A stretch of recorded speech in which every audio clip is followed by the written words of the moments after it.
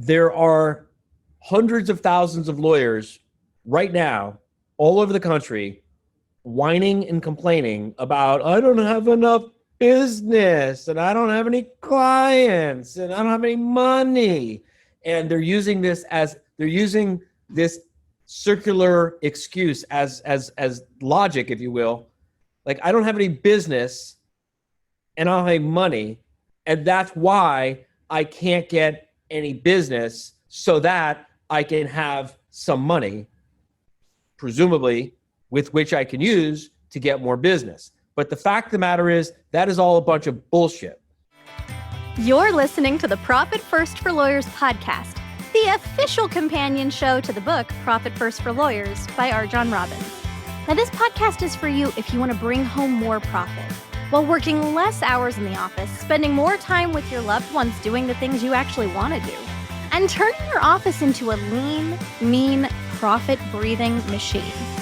So if you're tired of working for your law firm instead of your law firm working for you, stay tuned for some really practical insights that will get you the results you've always wanted. It's time to put your BS aside for the next few minutes and put yourself, your family, your firm, and your profit first. Welcome back to another episode of the Profit First for Lawyers podcast. I'm your host, Carly, and today we're continuing our 4-part series on sales with part 3, upsells, referrals, and new business from current and former clients. Joining me again in our virtual studio was the fabulous Tania Music, who spoke about the lead conversion process in part 1 of this series. We've got that linked in our show notes below in case you didn't get a chance to look at that one. Now today, she's going to tell us how to find thousands of dollars under our proverbial couch cushions. But before we get into that, here's a clip from RJon. Consider this a teaser for something that Tania will be speaking about very soon. Let's roll the clip. There are hundreds of thousands of lawyers right now all over the country whining and complaining about, I don't have enough business and I don't have any clients and I don't have any money. And they're using this circular excuse as logic, if you will. Like, I don't have any business and I don't have any money, and that's why I can't get any business, so that I can have some money, presumably, with which I can use to get more business. But the fact of the matter is, that is all a bunch of bullshit, because you don't need, if you got no business, what that means is you've got plenty of time.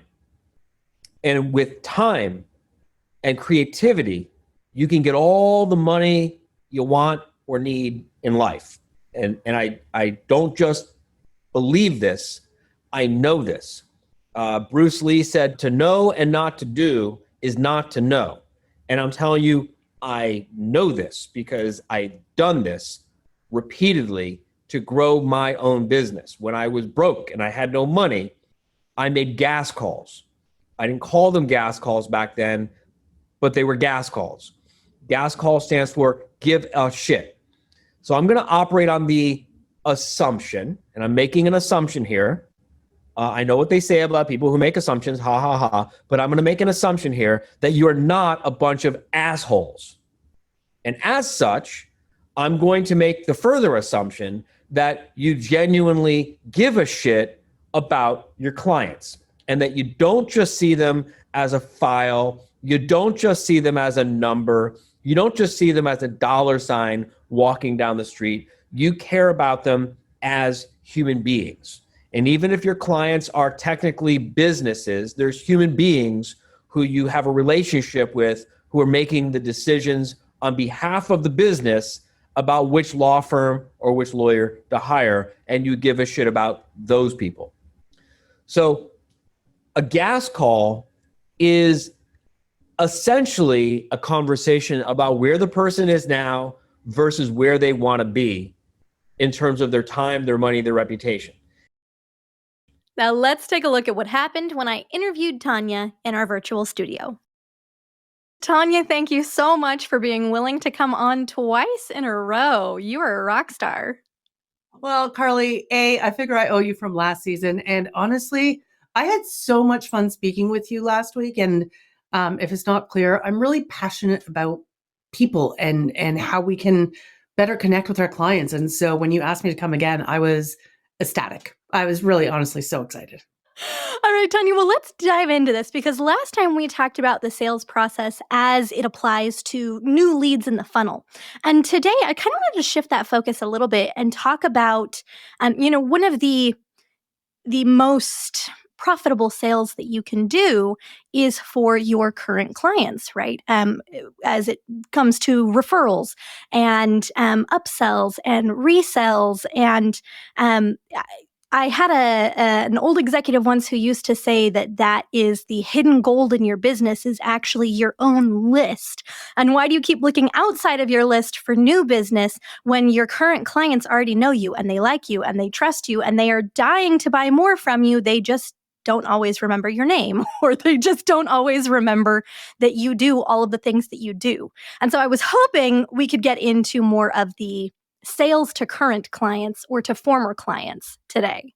Absolutely. And you also said referrals. Like, I want you to know, I have worked with so many firms, but I'm thinking of one in particular who it was probably not actually under a year. It was probably like 14 months, built her firm to $1 million run rate, 100% on referrals.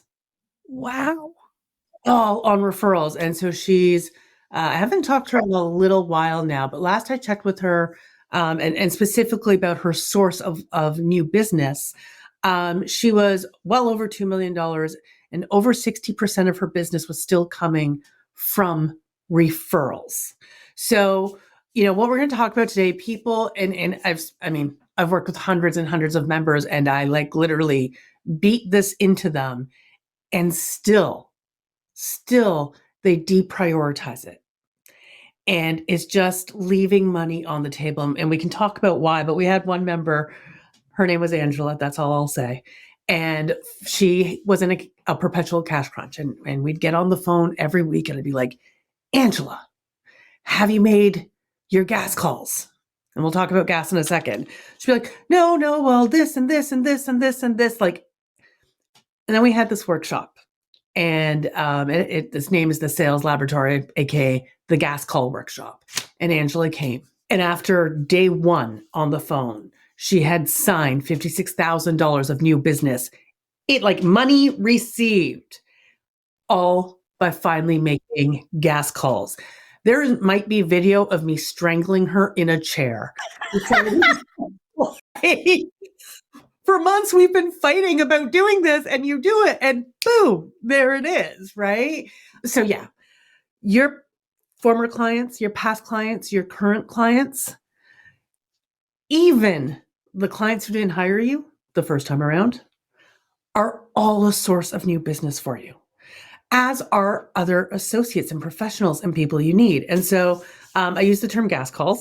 And you said I am allowed to curse on the show. So you are, yes. Tell us more about that. What is a gas call?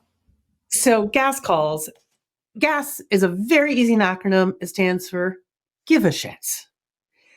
They are give a shit calls, right? I know. We come up with some good ways of describing stuff, but a give a shit call is exactly what it sounds like. So last week we talked about sales, about caring about someone. Well, just keep freaking caring about them.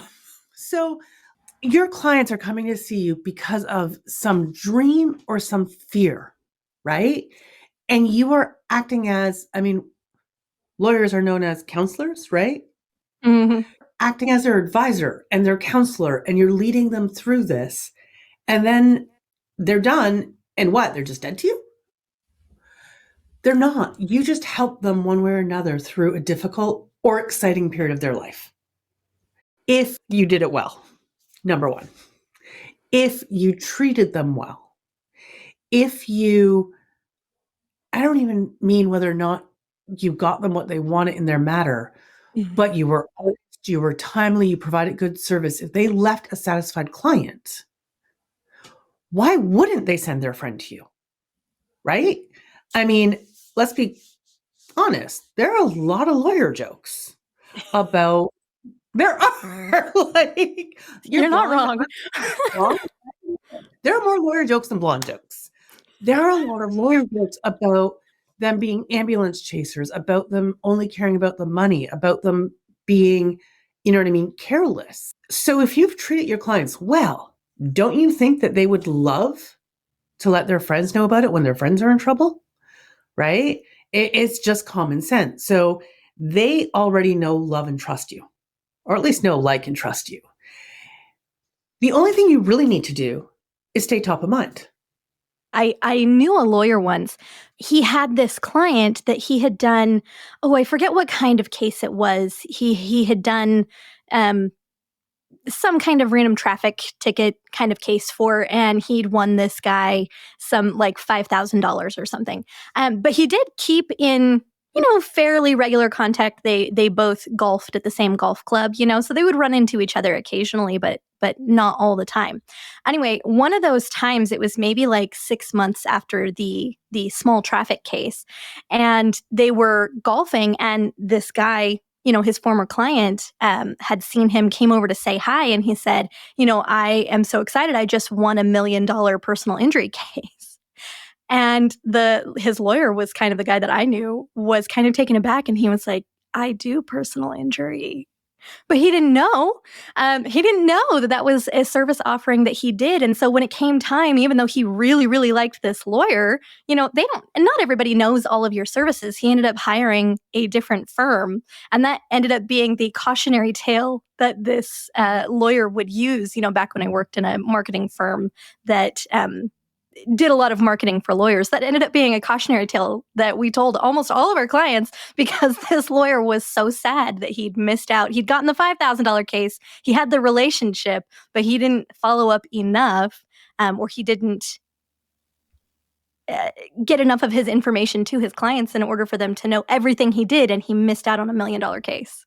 Here's why I find the lawyers I've worked with have trouble with gas calls.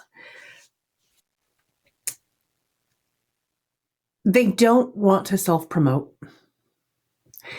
And they're concerned that if they call someone just to check in, it will be seen as self-promotion.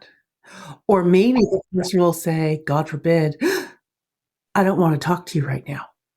Why are you calling me? And so they're worried about that. They're feeling hurt. Quite honestly, like that's it. And this is the challenge. This is the dichotomy and the challenge of gas calls. If you call and you're like, hey, Carly, do you have any business you want to throw me? Yeah, you're going to tell me to F off, and you're not going to give me the business, right? Because that is me centric. That's all about what's in it for me. That's what their fear is. No, that actually is true. If I just call you for me, and if I just call you and I'm like, hey, Carly, you got anything for me? No? Okay, well, ciao. But if I call you and I'm like, hey, Carly, how's your podcast going? Are things going really well? Are you getting more people to line up regularly? What's exciting you about it? I just want to check in.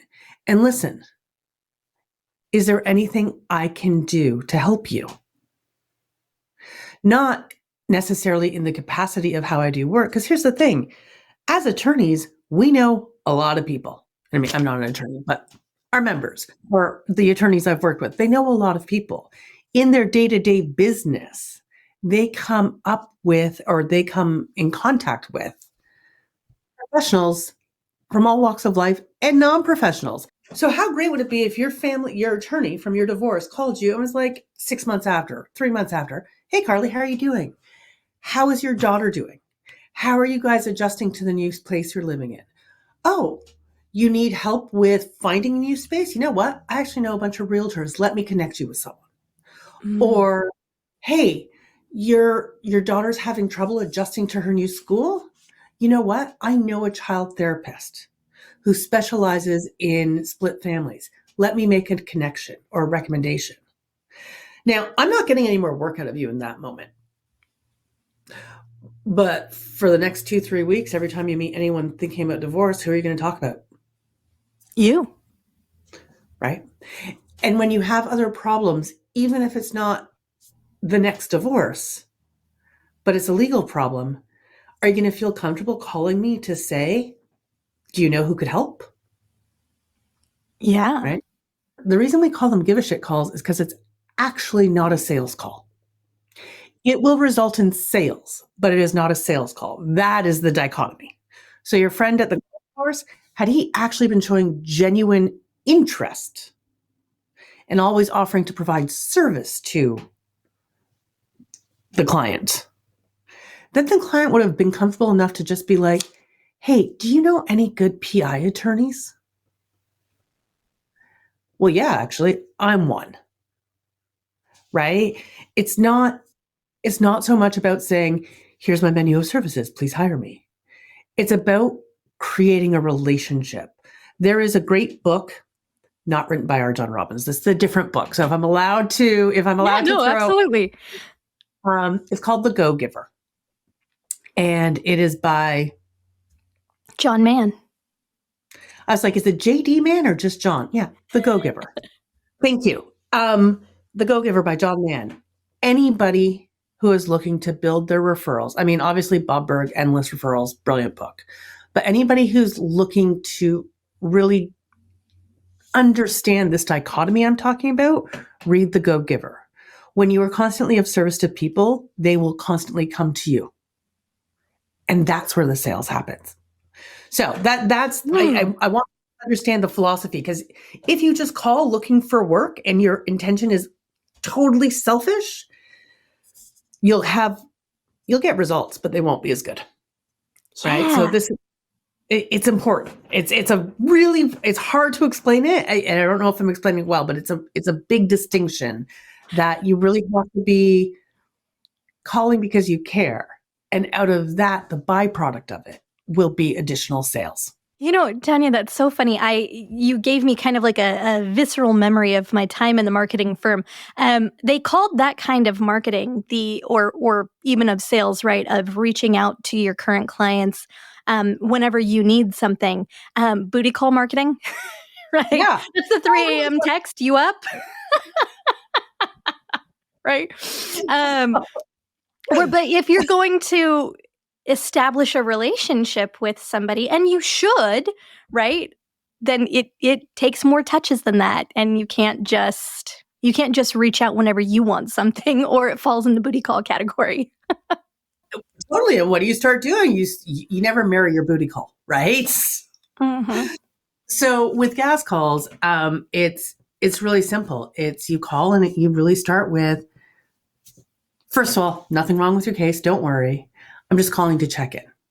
Right. And that's it. And listen, as simple as that is, of course, there's more to it. We talk about ways you can build your Team 100 Bob Berg style, so that when you're talking to, the recently divorced mom, you're like, oh, you want to start going to a fitness coach because you're ready to start dating again. Let me introduce you to Paula or whoever. And, building out that list of networks that you can be referring to, because the thing about referrals is the best way to get a referral is to give a referral.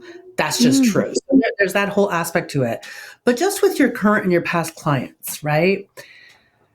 I highly recommend you call all of your past clients at least a couple of times a year and check in on them. And listen, it doesn't matter what practice area you're in. You're in estate planning? Great. Call them and ask them about any significant changes in their life that may have impacted their estate, right? Hi, twice a year, we'd like to reach out to all of our past clients and just check in, see how things are going. Listen, while I have you on the phone, can I run through a couple of quick questions, and make sure you're taken care of, but doing it as a service to them. PI, personal injury, to say 60 days after they've got their settlement, reaching out, how's your rehabilitation going? Have you gotten back to work? Listen, you got quite a good settlement.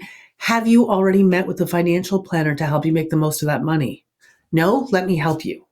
What are you doing with that money? Oh, you're buying a new home? Do you know a realtor, right? Like all of these things you're doing, you're just making the client feel cared for. That's it. And in return, they make referrals to you. That is how you turn your past clients into a walking talking referral machine for you. And that's where the business comes from. It's not that you expect the divorced mother to get divorced 5 more times, and you're not banking on that, but she is going to know a bunch of other women and men in the same situation. You're not hoping your PI client gets hit by another car, but you do want to know that if his friend gets hit by a car, right? I mean, okay, now insurance lawyers, I'm not sure. I think every time they see the tornado warnings, they're like, yes.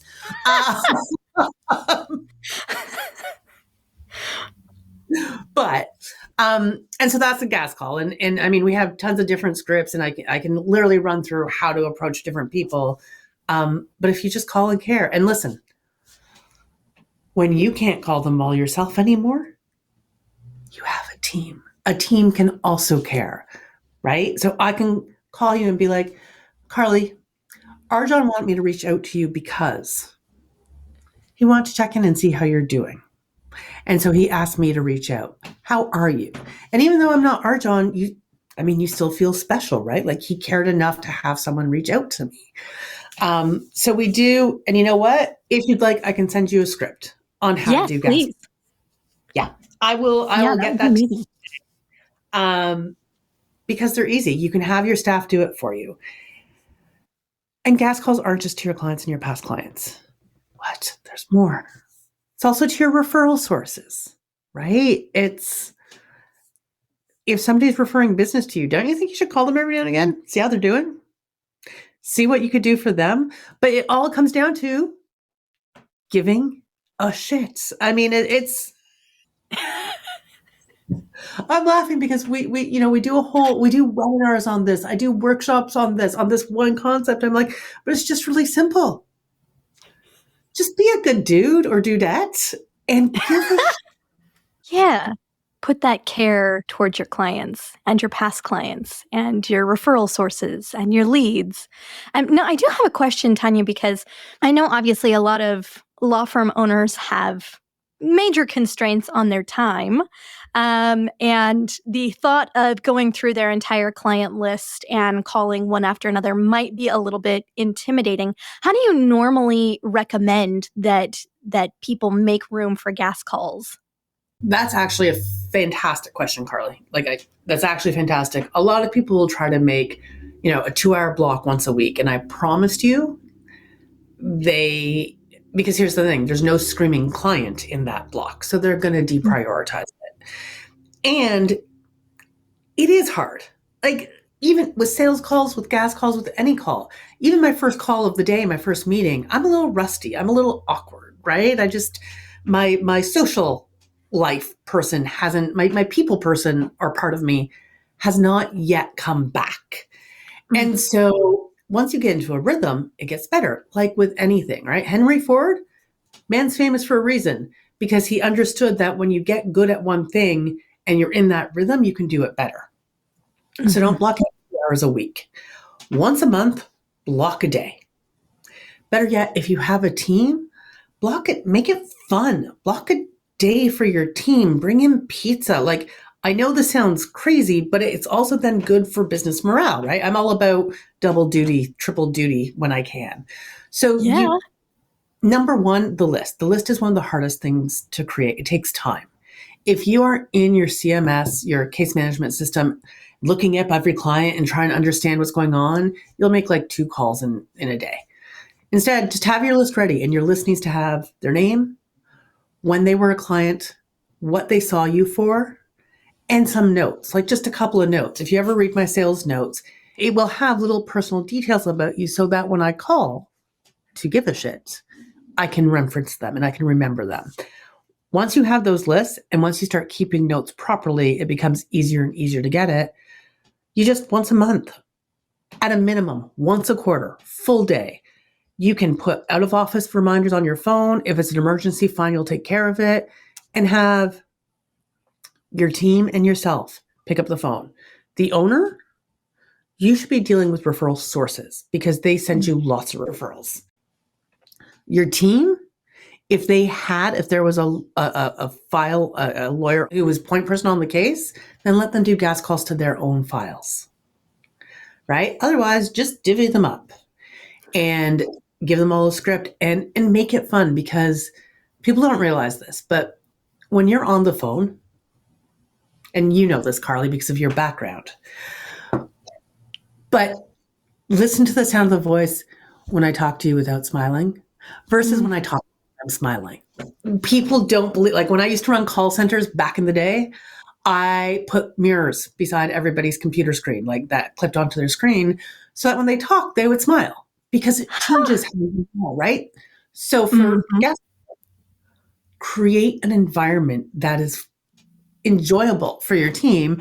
Next thing you know, they're going to be on the phone. Now, the one thing is you got to give them time limits. You don't want a 2-hour phone call. They're not calling to like shoot the shit, but just to check in and offer value. So you call your past clients, you call your referral sources. You really want to get good, you can call consults that didn't hire you.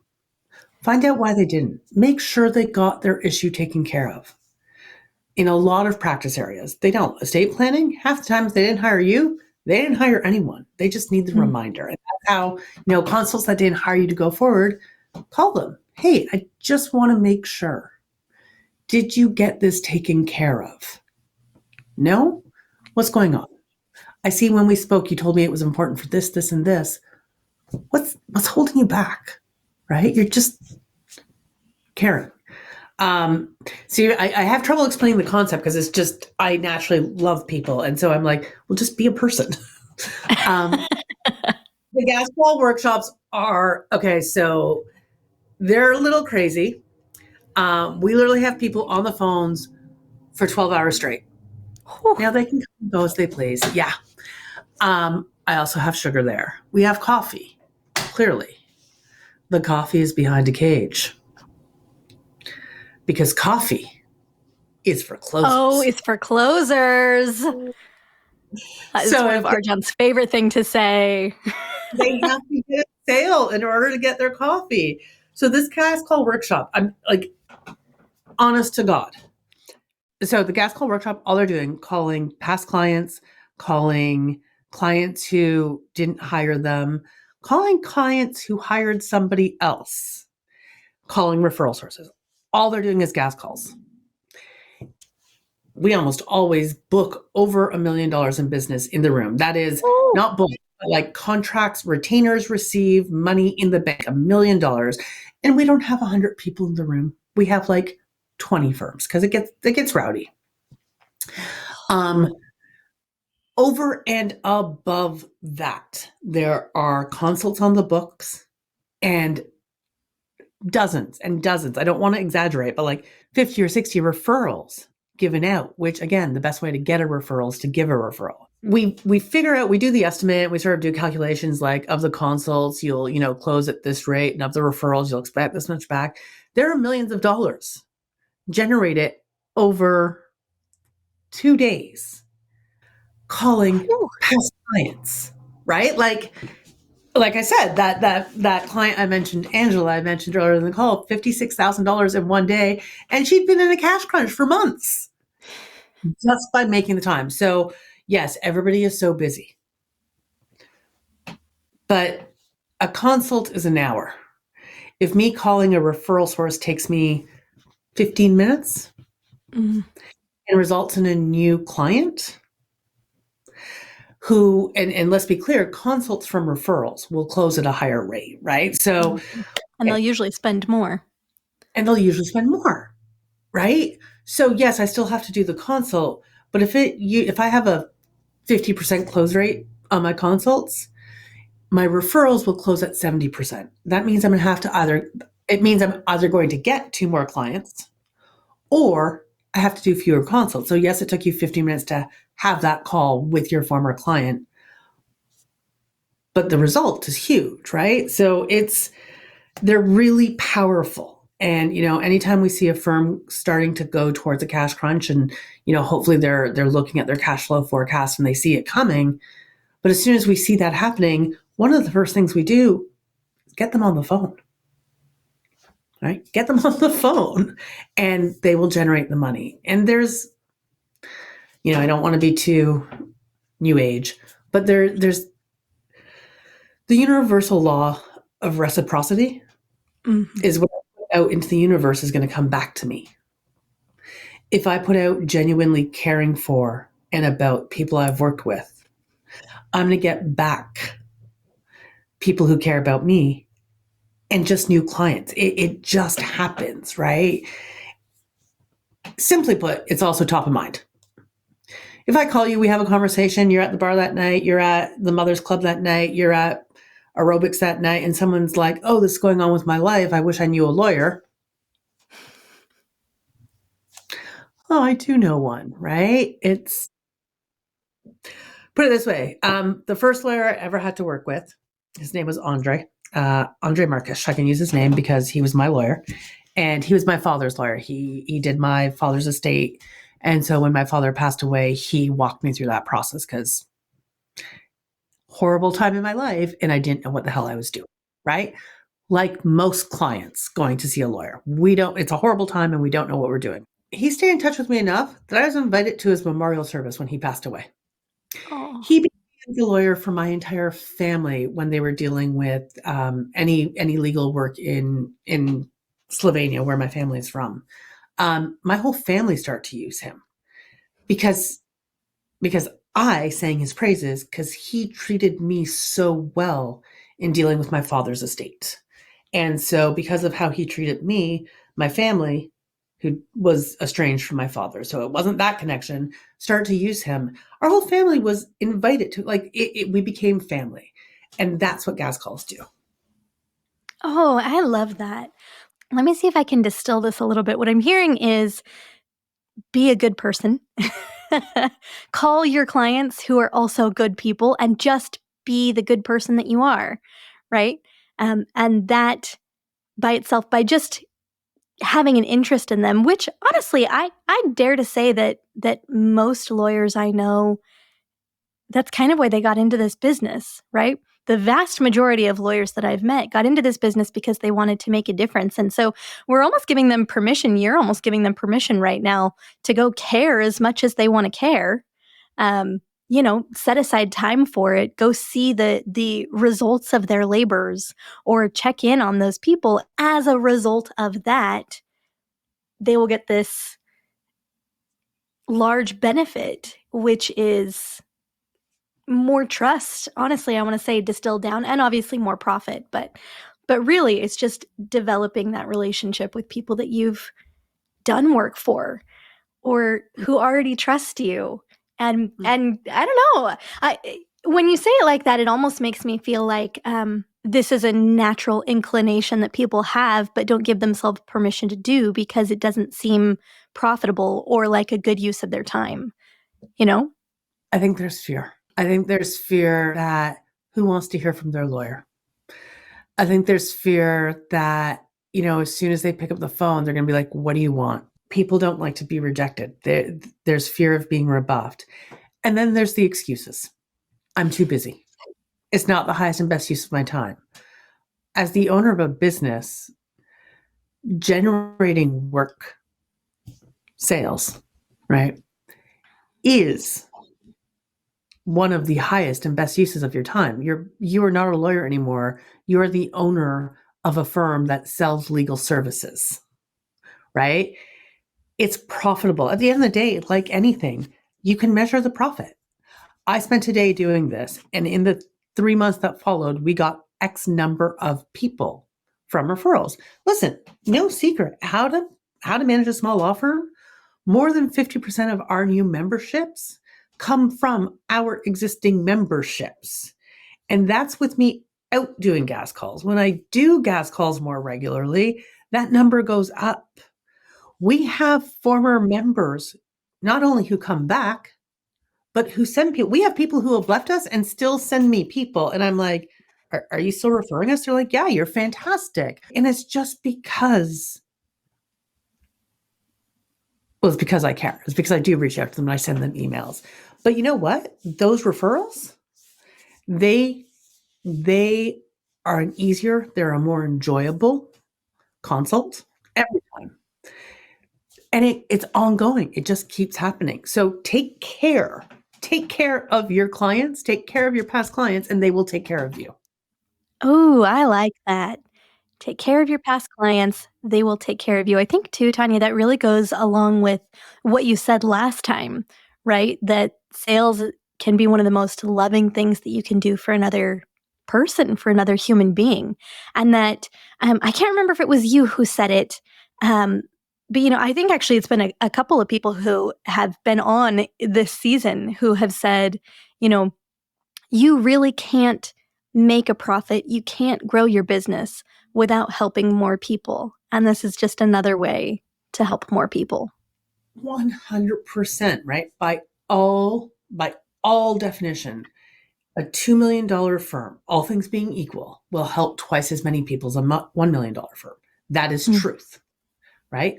Or they will give twice as much help. So that is one thing. Listen, you mentioned current clients a lot, and I keep referring to past clients, but even taking time with your current clients and being comfortable to be like, we've got this much done. What else is there? Mm-hmm. Have you considered these things? It's not upselling. It's only upselling if there's no benefit to them. But we talked about last week is that it has to be an exchange. Both sides have to profit. And so if I can literally say, hey, listen, your divorce is complete.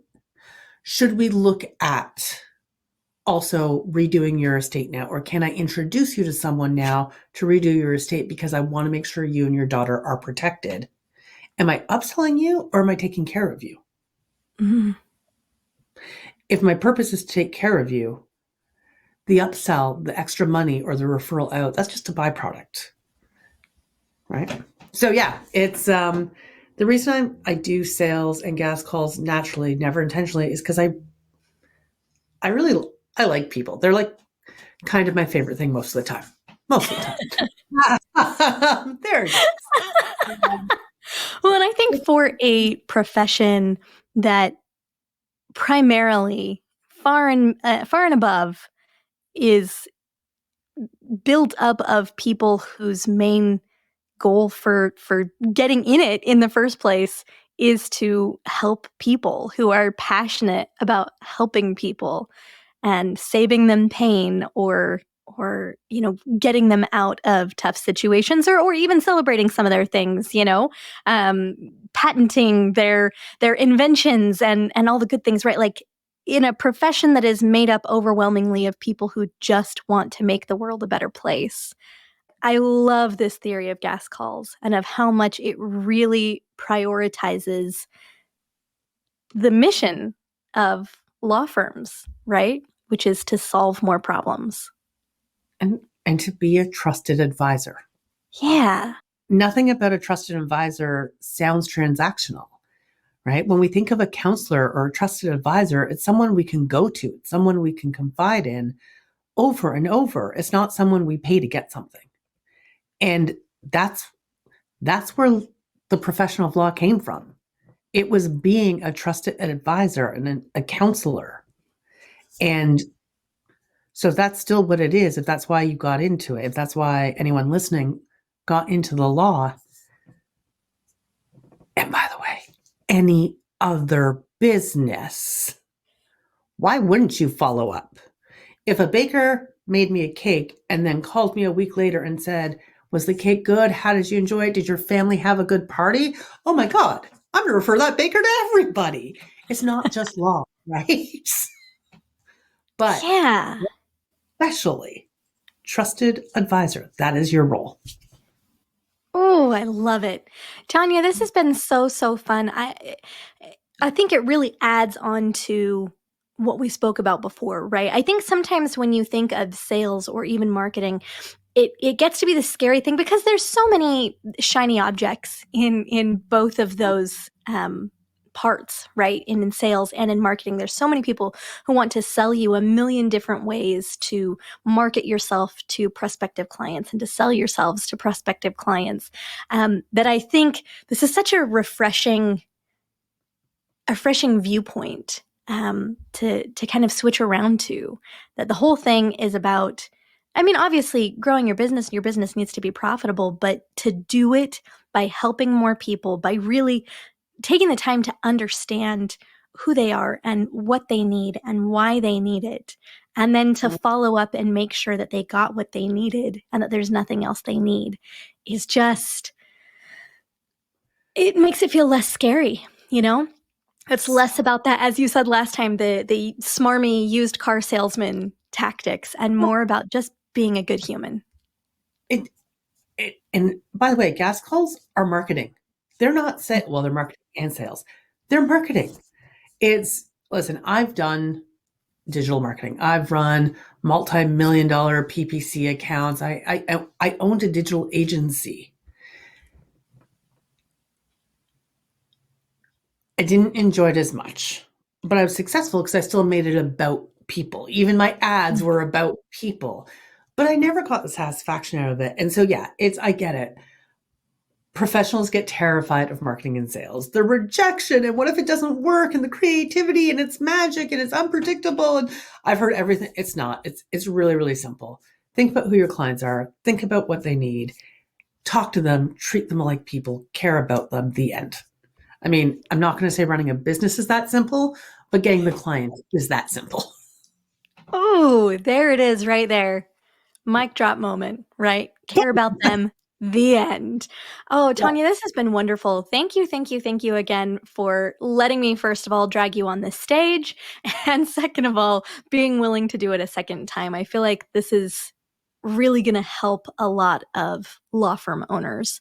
And also, I don't know, I loved what you said too about the morale of your team, right? That this not only helps the clients, but I think maybe it reconvicts your team members on the mission and the purpose, and really has you walking the talk, right?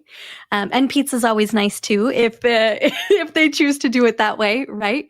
But really just kind of getting everybody involved in the mission of let's help some people. Oh, that's so beautiful.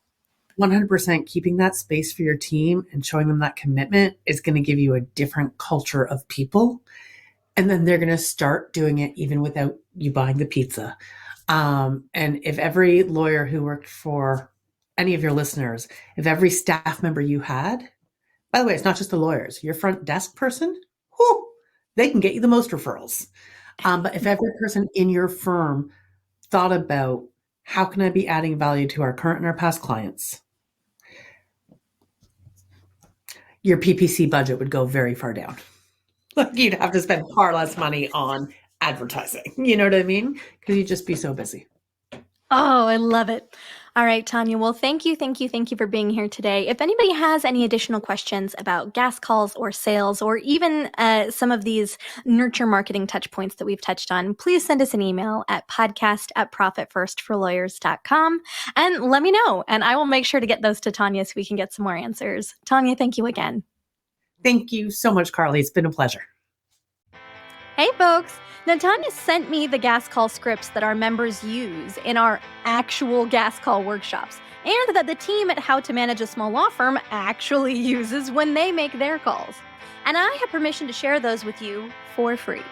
So if this episode has you eager to get started, head to profitfirstforlawyers.com/action to download your copy today. You're a trusted advisor. You care about your clients. Well, of course you do. That's probably one of the reasons that you started your law firm in the first place. So do your gas calls. Show your clients the care that you have for them, and then see the profit that that simple human act will bring to you and your team and your business. It's time to order some pizza and get on the phone. Thank you for joining us on another episode of Profit First for Lawyers. If you're enjoying what you're hearing, tell a friend. And visit profitfirstforlawyers.com/action to download the resources that are going to help you put these concepts to work for your law firm. Your future self will thank you for it, and we will see you next time.